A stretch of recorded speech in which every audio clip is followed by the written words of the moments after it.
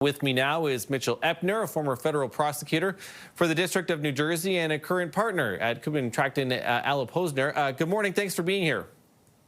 Thank you so much for having me. I want to get into this, too. We talk about, if we can right now, there's a bunch of work that has to happen before these files are released. They have to be redacted in order to protect victims and certainly understand, we mentioned the active investigation. The president himself, launched a couple more investigations into Democrats related to these files. What are you expecting here over the next few weeks with how these Epstein files are going to be released?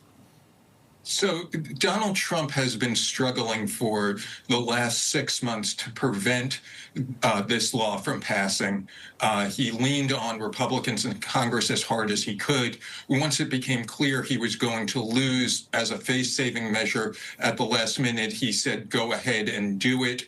But there are two important caveats in this bill, which is now a law. One is the DOJ can withhold information that relates to open investigations. And even though they had previously said there's nothing more to investigate here, I believe precisely in order to try to shield information, they have opened a new investigation, which is on its face politically tinged, going after only Democrats.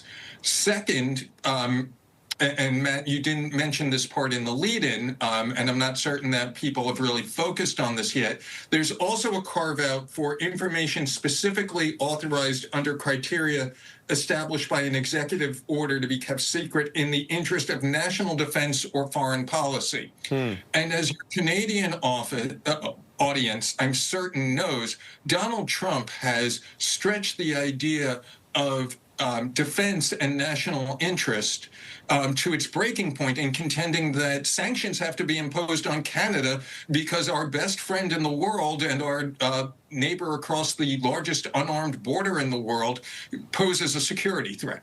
So I would not be surprised if he tries to shield lots and lots of documents under some expanded and frankly untenable definition of national defense and national interest. Yeah, it's certainly interesting because you're right. I haven't, haven't realized that that was necessarily the case, and Canada is well aware of what has happened as a result of the president right now, and hiding behind some of that, in particular when it comes to tariffs and the fentanyl crisis. So, Mitchell, I want to ask you if that's going to happen, and they're going to be able to possibly, hide some of, possibly, whether it's the most damning documents or otherwise. How do you foresee that playing out here as they slowly start to release this information? But are they going to have to make it clear what they are hiding or not?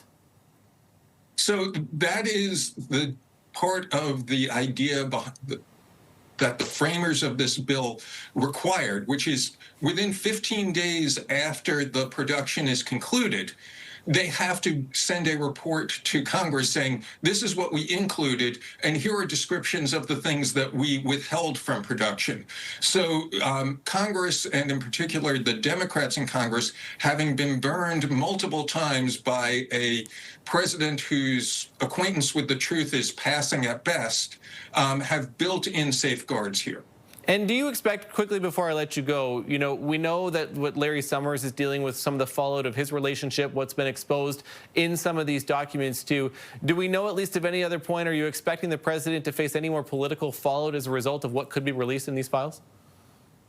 The only thing I know for certain about the future is it hasn't happened yet. Donald Trump has been acting for the last 6 months like somebody who has something really awful to hide. So we'll see what's in there. Okay. Mitchell Epner, former federal prosecutor for the District of New Jersey. Thanks so much for your time here this morning, Mitchell. Appreciate it. Thank you so much.